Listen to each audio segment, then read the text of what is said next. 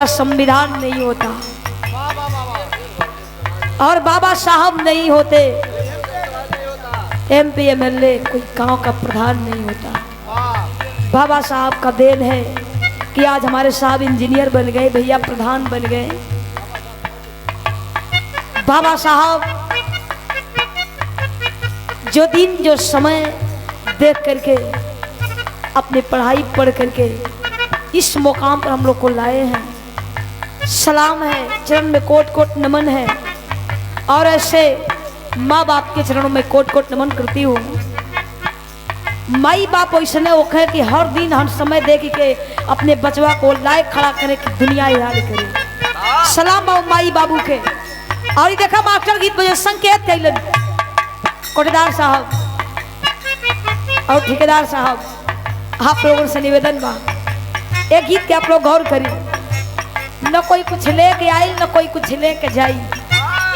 का बजला मास्टर?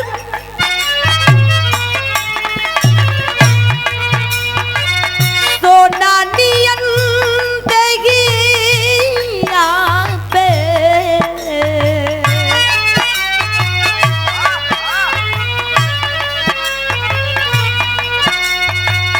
सोना नियन देगी यहाँ पे माटी पड़ल।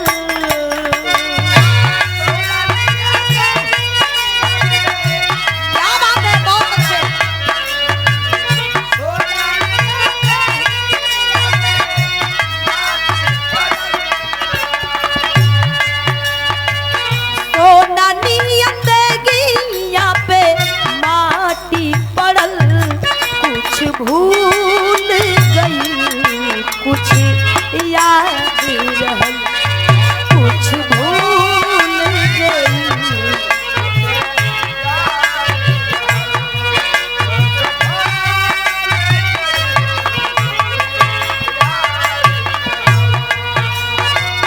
सोना नियन देगी यहाँ पे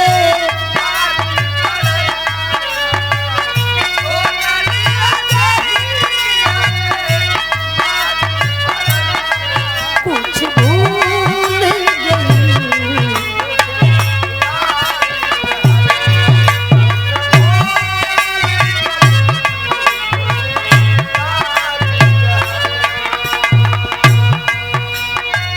माया के नगरिया में तल पे लगाया। क्या बात है, क्या बात है?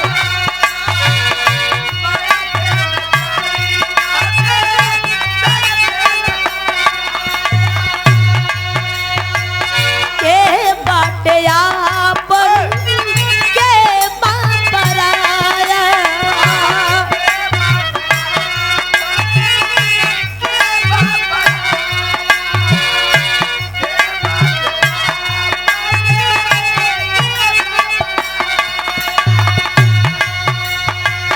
माया के नगरिया में तड़ पे लगाया। के बाटे आपन के बपराया। तू भुलाई गईला हमके समरिया। कैसे कैसे खोजी तुहके बनी के बवरिया।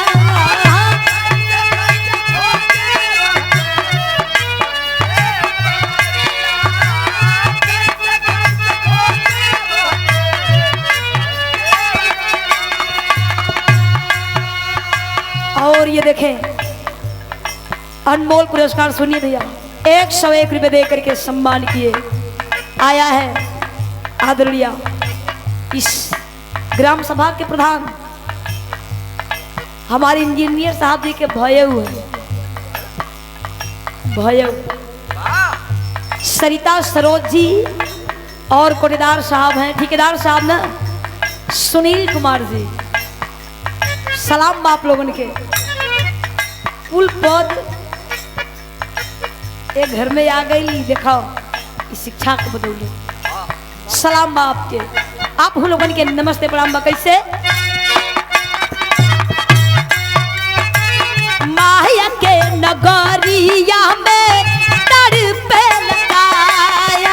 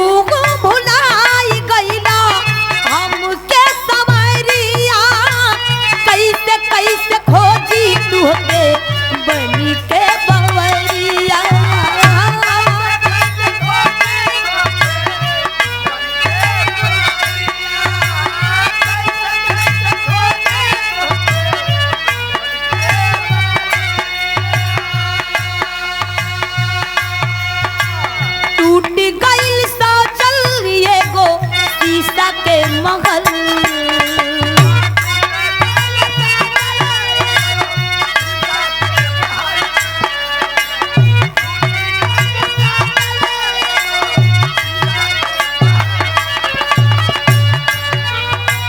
टूट गइल साजल ये गो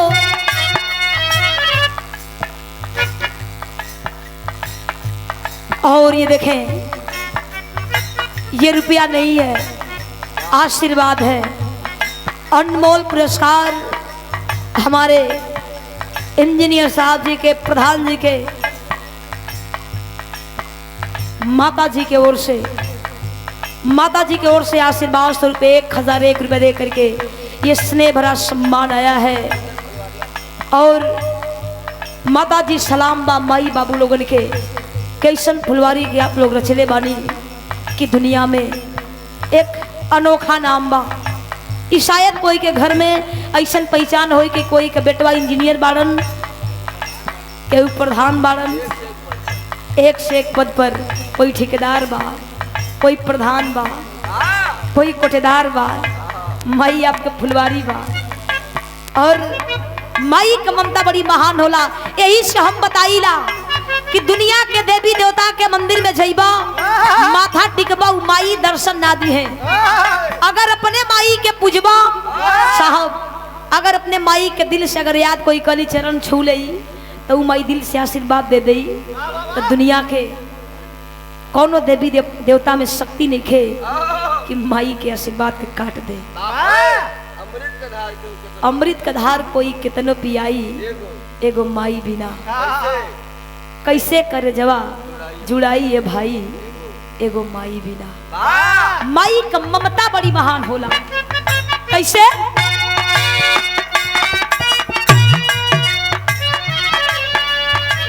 टूट गइल साजल ये गो शीशा के महल।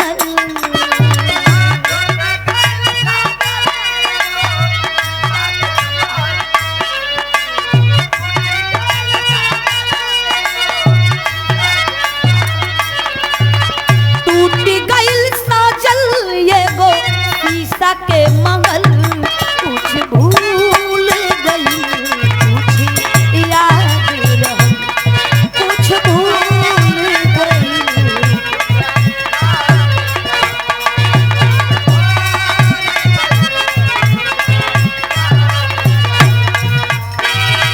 क्या बात है?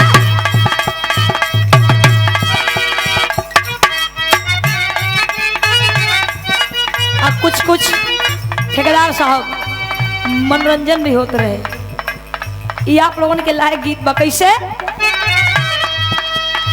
तेरी बेवफाई का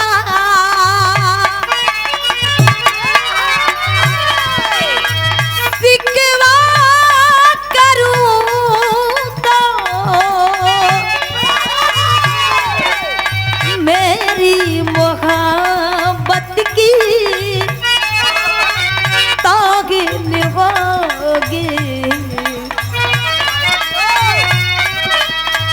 लाइन पर हमारे ठेकेदार साहब, वाह।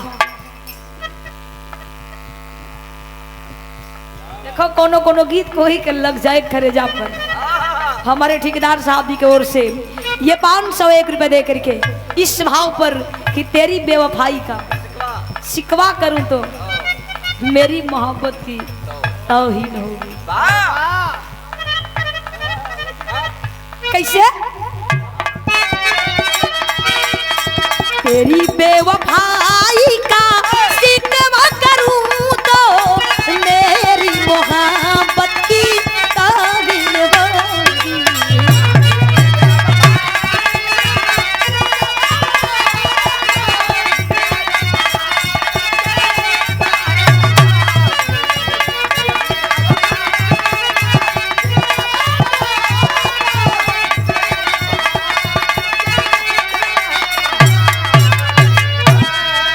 और देखी वैसे आज बिटिया रानी के, हमारे इंजीनियर साहब जी के बिटिया रानी का बर्थडे बा। आप प्रधान जी अब देखी बिरहा भइल, तमाम धूम तरह सोहर गीत होवे जात बा। अब परिवार के लोग जितना लोग सुत गई बा, माता बहन लोग सबके जगाई। और देखी जब सोहर होले तो कुछ नेक जोग लगेला। अब पाकिट कभी टाइट करे के चाहिए।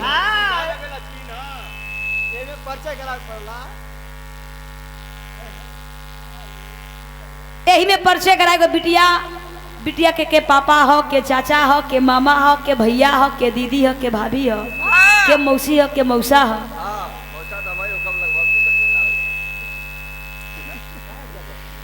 ताई आप लोगन के हम सोहर की सुनाई और फरमाइश बमरे साहब जी को कि बाबा साहब को भी एगो गीत हो जाए, चर्चा हो जाए। तो आपका फरमाइश बहुत अच्छा लगल। आवा सोहर का लाइन में कैसे मास्टर।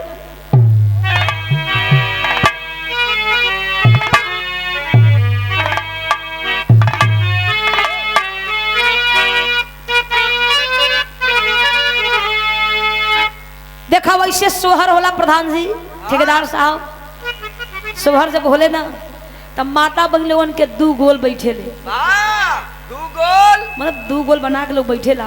जैसे 2 पार्टी यहाँ बा ना धर्मेंद्र सोलंकी जी के और हमार, तो वैसे 2 गोल लोग बना के बैठे ला। एगो गोल सवाल करे ले आ एगो गोल जवाब दे ले। सवाल लोग करेला कैसे। और ये देखें 101 रुपए दे करके सम्मान के हमारे बड़े भैया बहुत ही अच्छे गायक कलाकार आदरणीय आप श्री राजू राज यादव जी प्रतापगढ़ के धरती से। और राजू भैया हमारे चैनल वाले माता रानी प्रार्थना बा सोलंकी जी सही कहलन कि जवन बात यूट्यूब पर डाले लायक बा वही कर डालल। और सबसे परेशान तो रुगी कर देले हुआ कि जवन गवैया नया गीत गावत हो आप लोग यूट्यूब पर चढ़ावत बड़ा दूसरा जगह गौला के बाद भैया एक मत गैया एक सुन ले नहीं लोग कहते हैं ना इसको मत गाइए। हम लोग सुने हैं यूट्यूब पर सुने इसको कल गावल जाए लेकिन आज गावल जाए बिहान पुरान हो जाए। तो भैया आप लोगों से निवेदन बा हमनों का कुछ चले दलो। और ये 101 रुपए दे करके सम्मान किए हैं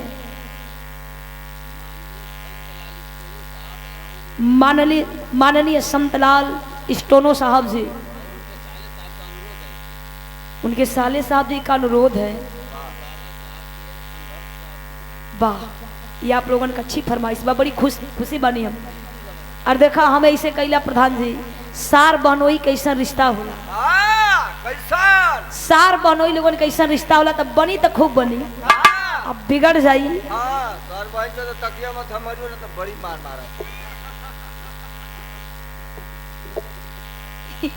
सार बहनोई के रिश्ता ऐसा होला। आओ सोहर का फरमाइश बा कैसे।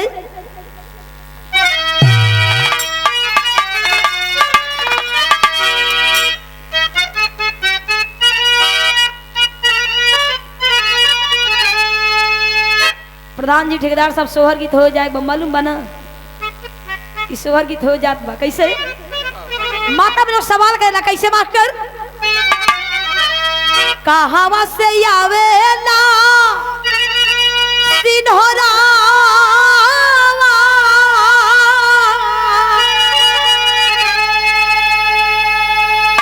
सिन्होरवा भरल से तुर सिन्होरवा भरल।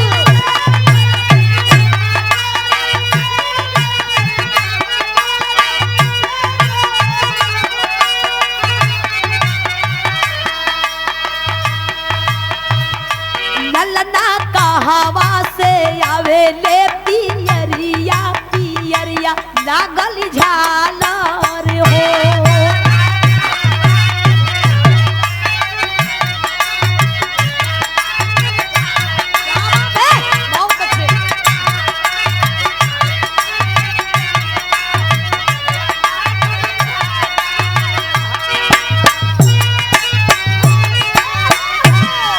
सवाल लोग कहवा से आवेला सेनुरवा सेनुरवा भरल सेंदूर हो। ललना कहवा से आवेला पियरिया पियरिया लागल झालरी हो। तो लोग जवाब देला कैसे। ससुर से आवेला सिन्होरा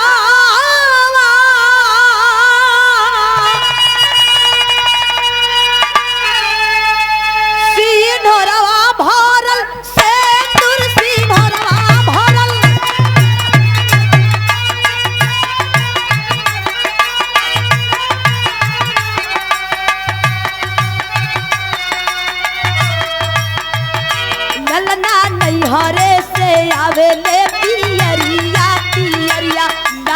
झालर हो।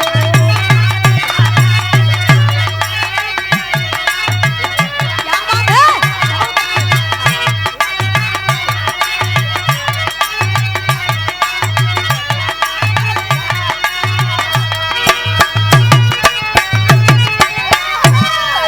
लेकिन देखा इतने ना माता बहन लोग कितना अच्छा लोग सवाल लोग करेला कैसे के करा के जन्म में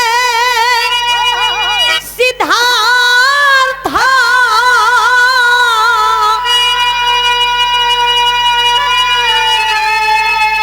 के करा के रवि दास के करा के रवि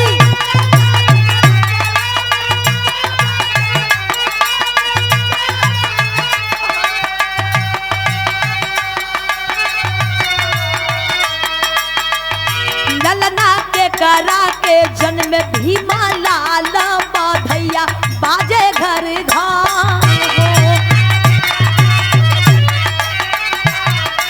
क्या बात है, क्या बात है।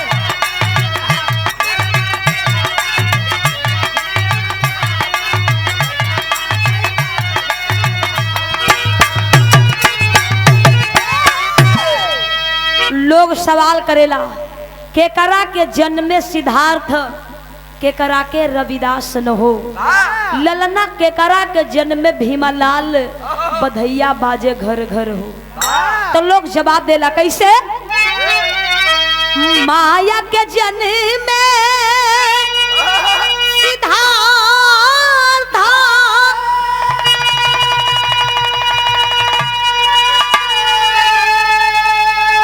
कर्मा के रवि दास कर्मा के रवि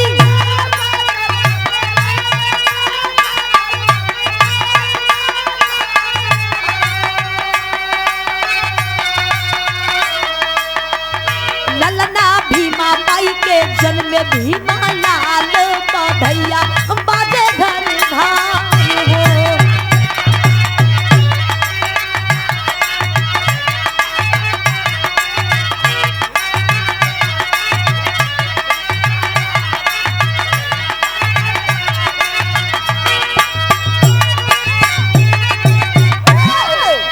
ई सोहर गीत रहे। देखो सोहर गीत होइला के बाद देख केहू के घरे इंजीनियर साहब चाहे बिटिया होके चाहे बेटवा होके सोहर गीत लोग आवेला बधाई गीत लोग आवेला तो हिजड़ा पमरिया गवैया नचनिया कुल आवेला।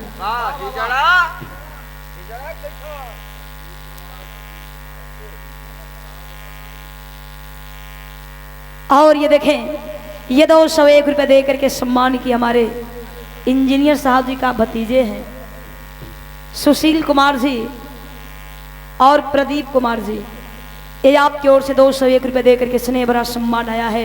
नमस्ते प्रणाम आप हूँ लोगों के नमस्ते प्रणाम। कैसे मास्टर बधाई गीत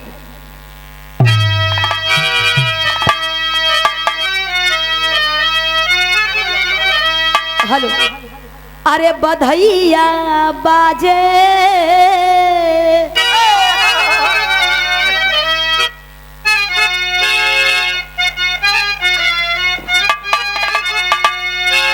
अरे बधैया बाजे इंजीनियर साहब के द्वारे बधैया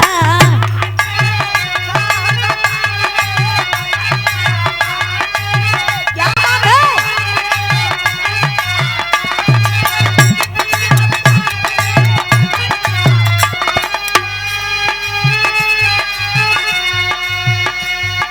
केहू लुटावे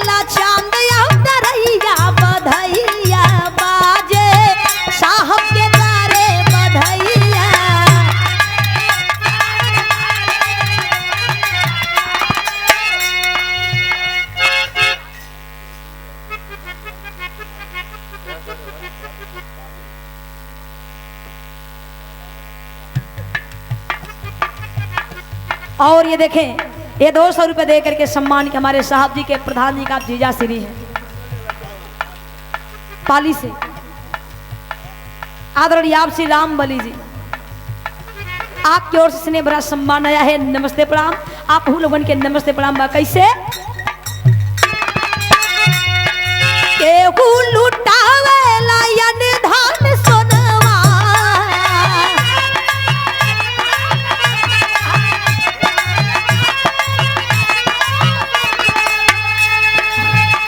और ये देखें, ये 200 रुपये दे करके सम्मान आया है सरिता सरोज ग्राम प्रधान पत्नी सुनील कुमार कोटेदार एवं ठेकेदार ज्वाला सिंह यादव जी। एक जना पर 2 जना कैसे? हाँ। अरे एक जना पर 3 जना हो जाला तो 2 जना के फिर मगाड़ू। आपकी ओर से ये सम्मान है। नमस्ते प्रणाम। आप हूँ लोगों के नमस्ते प्रणाम बा कैसे केहू लुटावे लगा बिके कंगनवा, क्या बात है?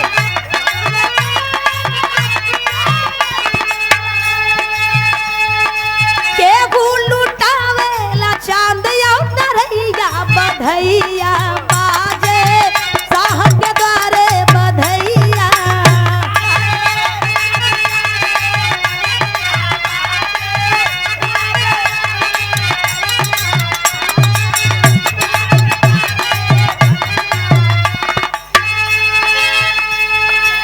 और ये देखें 1000 रुपये दे करके ये सम्मान आया है हमारे इंजीनियर साहब जी के धर्म पत्नी अरे वाह। आदरणीय श्रेया सरोज जी और हमारे प्रधान जी के आप भाभी जी, अरे भैया आप हमारो भाभी बानी, और कोटेदार साहब ठेकेदार सब आप लोगन के भाभी है ही ना, हमारे ना नहीं वाह हमनी के कोनो दुश्मन थोड़ा है या माने तो वे लगी जो द्वार में। ये भाभी जी की ओर से 1000 रुपये दे करके सम्मान है। नमस्ते प्रणाम। ए भैया आदेश मंगवा। हाँ प्रधान जी ऐसे ना मनाई, आप इनाम लेके आओ दिन भाभी कभी आवे खोई, हाँ भाभी के आवे खोई लिए कि आज बिटिया का जन्मदिन बा, आई साल भर के बाद मौका आई ना, खुशी का दिन है।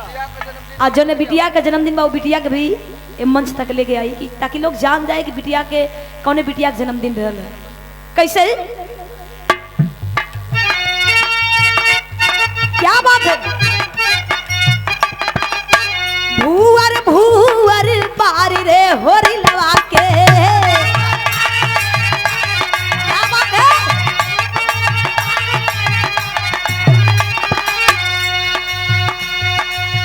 भूअर भूअर पार रे होरी लवा के,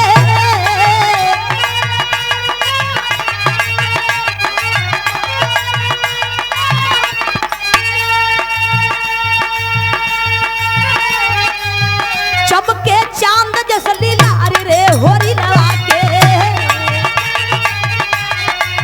क्या बात है? बहुत अच्छे।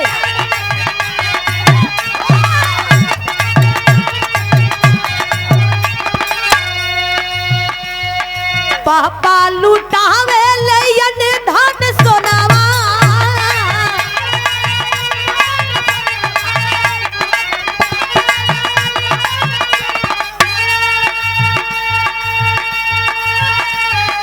मम्मी लुटावे ली हाथ के कंगनवा,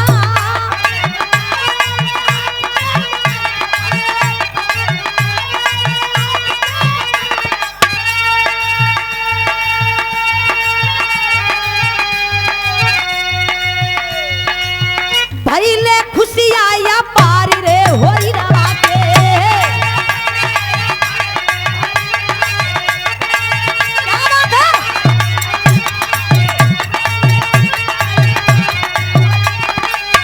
खुशी सबके होले, दादा दादी के, बुआ फूफा के, मौसी मौसा के, मम्मी पापा के, सबके खुशी हो कैसे दादा लुटावे ले यन धान सोनावा,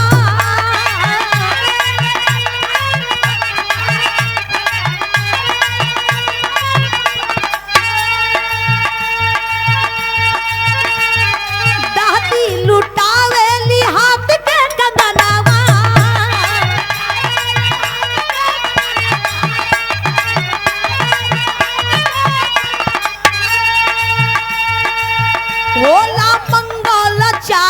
होरी लवा के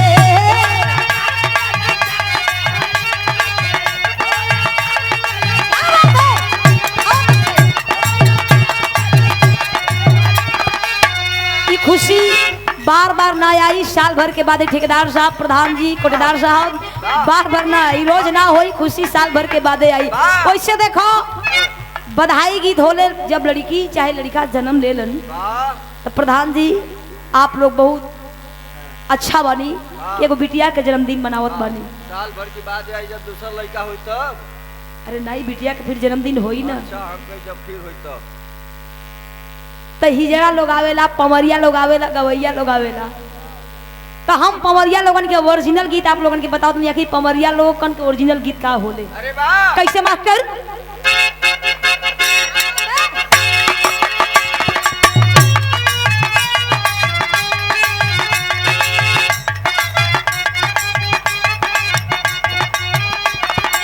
केहू बताईला लेकिन पमरिया लोगन के ओरिजिनल गीत हम बतावत बने।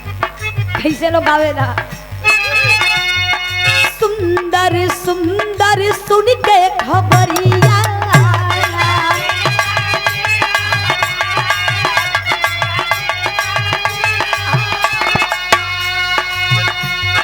तुहरे दुआरे आई बे पमरिया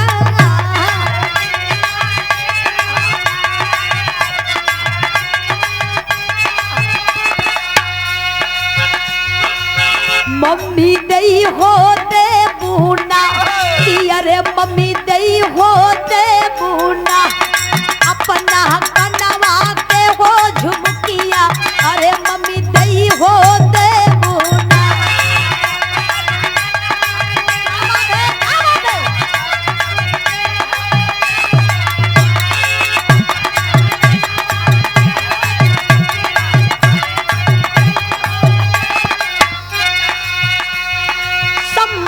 साई गोसाई घर बेटा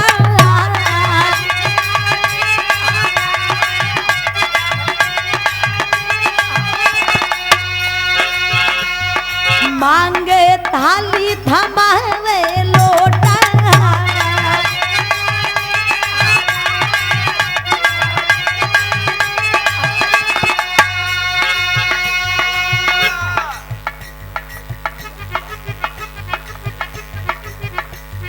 और ये देखें 1000 रुपए दे करके ये सम्मान है जो बिटिया रानी, युवा बिटिया रानी की बड़ी मम्मी और हमारे इंजीनियर साहब जी के आप भाभी हैं, प्रधान जी के भाभी, ठेकेदार साहब के भाभी, भाभी की ओर से 1001 रुपए दे करके सम्मान आया है।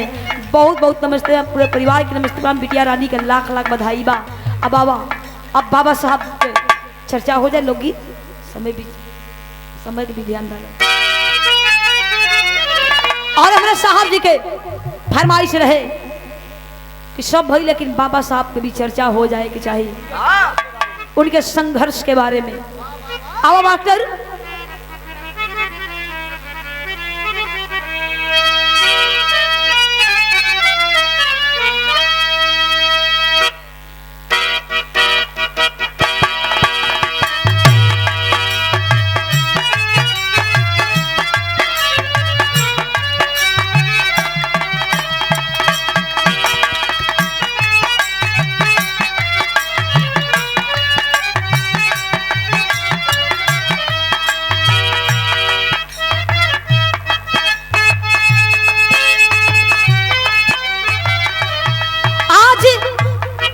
बाबा साहब के आज हमारे इंजीनियर साहब जी याद कैलन, बहुत बहुत नमन भाई आपके। बहुजन समाज खातिर बाबा साहब कितना त्याग, कितना संघर्ष किए। आज हमन के बढ़िया मंच मिलत बा, बढ़िया पानी मिलत बा, आरओ के पानी मिलत बा, बिस्लरी के पानी मिलत बा, देन के करबा बाबा साहब जी के। पहले इतना छुआछूत का बीमारी रहे, आज विद्यालय में गईला के बाद ही ना कोई पहचान पाई प्रधान जी के यादव के बेटवा हक, के पंडित के बेटवा हक, के चमार के बेटवा हक, कोई ना पहचान पाई। लेकिन उस समय हमन बहुजन समाज कितना सतावल जाए, कि सुनला के बाद कलेजा फट जाला। गीत गवन बा,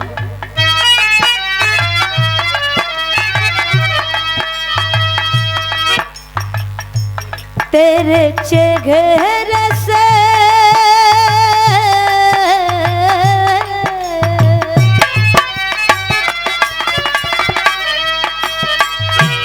तेरे चेहरे से नजर नहीं घटती, नजारे हम क्या देखें।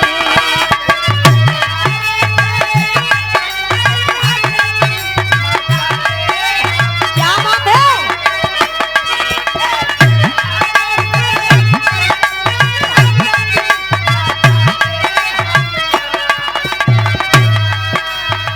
लेकिन बारे बाबा साहब B.R. अम्बेडकर जी, अपनों के लिए आपने कितना त्याग, कितना संघर्ष किया। हम बताइला, आज हमन का प्रधान जी बिस्लरी के पानी पियत पानी जा, आरओ के पानी पियत पानी जौना समय बाबा साहब के पढ़ाई के समय बचपना रहे। बचपना में हर बच्चा, हर लड़का अपने माई बाबू के गोद में, अपने माई बाबू के पास रह के खेलल कूदल चाहेगल। लेकिन बार बाबा साहब अपने माँ बाप को छोड़ करके पढ़ाई कर चले गए। कहे बल कैसे, एक एक लाइन पर आप लोग गौर करें प्रधान जी, कैसे। जे के मिलल नाघी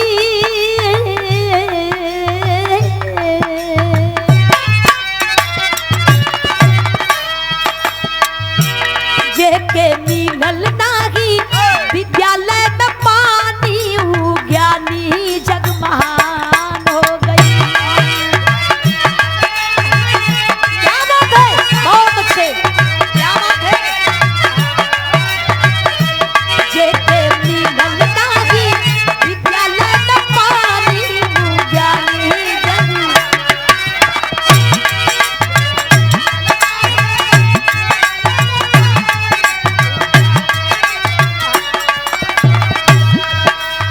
ऐसा दिन बाबा साहब देखलन, प्रधान जी, ठेकेदार साहब, इंजीनियर साहब, ऐसा दिन, ऐसा समय देखे के मिलल।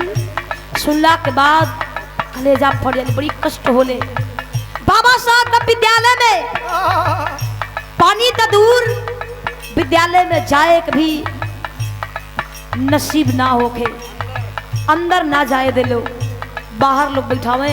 अब पानी पिए के वहां भी अधिकार ना रहे। जहां पर जानवर पानी पीते थे वहां पर भी पानी पीने का अधिकार नहीं था। एक दिन क्लास में और हमारे ठेकेदार साहब इस भाव पर, इस गाने पर, ज्वाला सिंह यादव जी ठेकेदार साहब इस भाव पर 101 रुपये दे करके सम्मान के नमस्ते प्रणाम, आप लोगन के नमस्ते प्रणाम बा। जौने समय बाबा साहब स्कूल में पढ़ाई कर रहे थे, डिप्टी साहब आए और हर बच्चों से सवाल किए, वह क्या चीज है जिसे हम देख सकते हैं पर छू नहीं सकते हैं। बच्चों ने जवाब दिया कि साहब वह चीज है तारा है, कोई का सूर्य है, कोई का चंद्रमा है। लेकिन बाबा साहब की जब बारी आई, पूछा गया कि वो क्या चीज है जिसे हम देख सकते लेकिन छू नहीं सकते। बाबा साहब में आंखों में आंसू और कहे साहब वही चीज है। आपका सवाल था ना कि वो क्या चीज है जिसे हम देख सकते छू नहीं सकते। साहब वो जो सामने घड़े में पानी रखा गया है उसे हम देख सकते हैं लेकिन छू नहीं सकते। कलेजा फट गया डिप्टी साहब का, इतना सताया गया हम लोग को। लेकिन कहे कैसे, जे के मिलल नाघी, विद्यालय में पानी ऊ ज्ञानी जग महान हो गई। क्या बात है, बहुत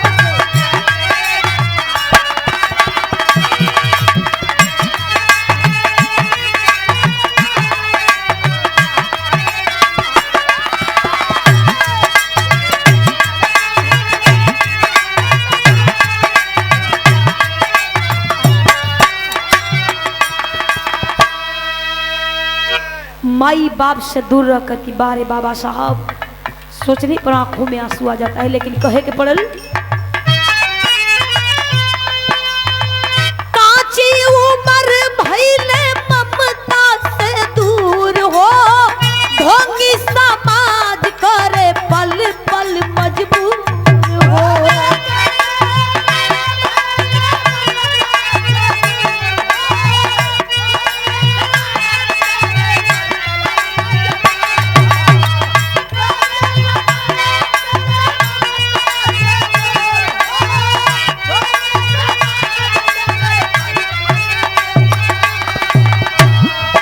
और ये देखें 101 रुपए दे करके सम्मान किए हैं पूर्व क्षेत्र पंचायत सदस्य मानी चंद्र यादव जी ने, ग्राम नसीरपुर, जिला सचिव, समाजवादी पार्टी के आप जिला सचिव हैं वर्तमान में। ये आपकी ओर से 101 रुपए दे करके सम्मान है। नमस्ते प्रणाम। आप लोगों के नमस्ते प्रणाम कहे के पड़ल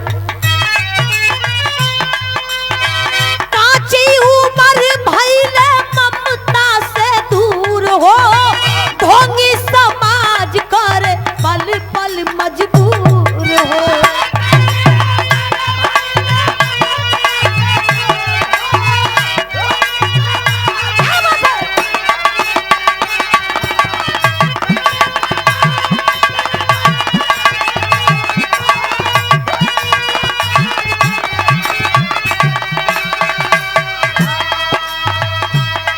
टुअरा बन के बैठे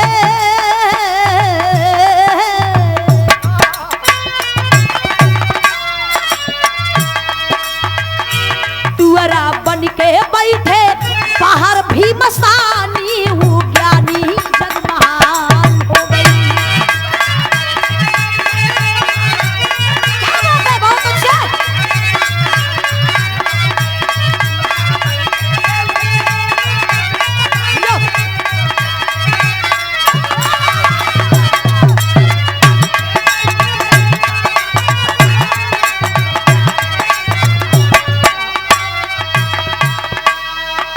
वैसा दिन देखना पड़ा बाबा साहब जी को। एक तरफ पढ़ाई भी रहे और परिवार का जिम्मेदारी भी सर पे रहे। बाबा साहब वो दिन देख ले ही अपन खातिर, अपने पढ़ाई खातिर कहे के पड़ल कूली बनी ढोवत रगले बाबा जी समान हो। परिवार की भी जिम्मेदारी सर पर रहे और एक बहुजन समाज की भी जिम्मेदारी सर पर रहे, अपनन का भी चिंता रहे। कैसे कूली बनी ढोवत रगले बाबा जी समान हो, बाबूजी के देख लागल छतिए में पान हो।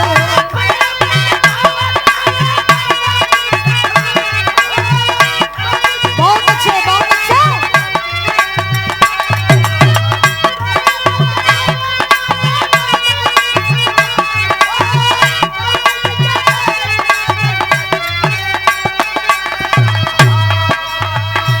चले लागल दूनो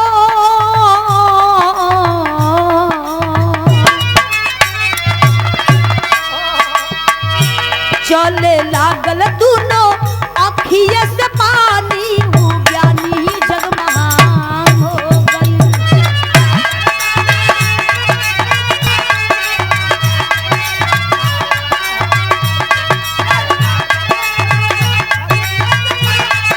क्या बात है, क्या बात है।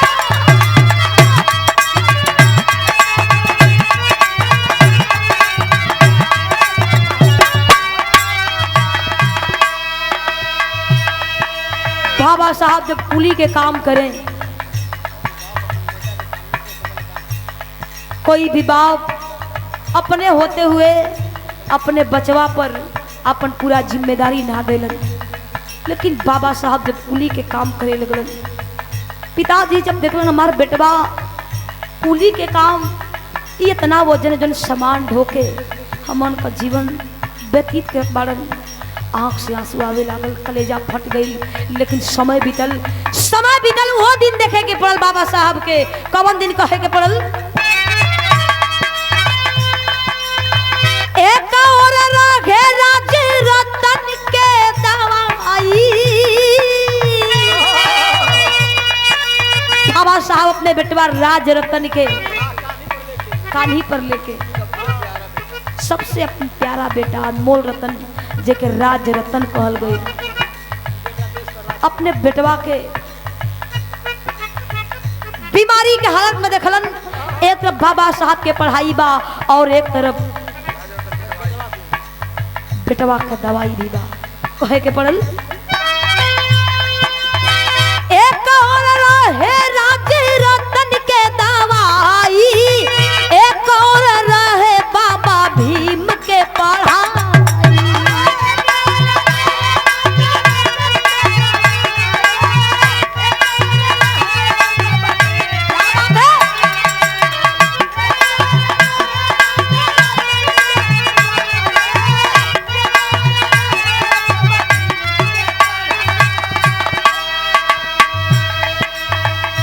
दिहले बाबा साहब बेटा के कुर्बानी, वो ज्ञानी जग महान हो गई।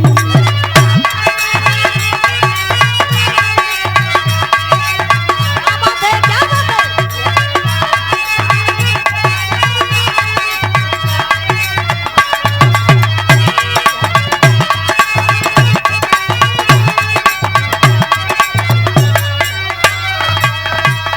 बाबा साहब बी आर अम्बेडकर जी जो ने बेटवा के अपने जान से ज्यादा मानत रहलन। जब जान राज रतन बीमारी से परेशान बाड़न, बाबा साहब अपने अनमोल रतन के छोड़ दिलन। इतना अनमोल रतन के पावे खातिर, बचावे खातिर बार बाबा साहब सलाम बा, लेकिन कहे के पड़ल कैले पढ़ाई खा के छोला औरी चाय हो। इंजीनियर साहब माई बाबू के सलाम बा, प्याज आप लोग माई बाबू के नाम पे रोशन कर देनी। माई बाबू के सलाम बा कि ऐसन ऐसन बहादुर बेटवा के लोग जन्म देले बा। लेकिन बारे बाबा साहब आपने भी पढ़ाई किया, कैसे? कैले पढ़ाई खा के छोला औरी चाय हो, भारत देशवा के खोजले उपाय हो।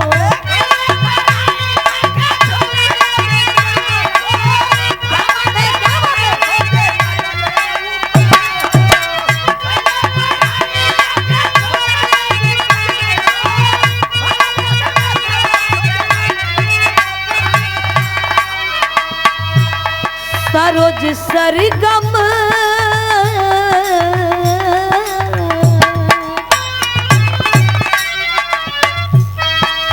सरोज सरगम भीम के बखानी, वो ज्ञानी जग महान हो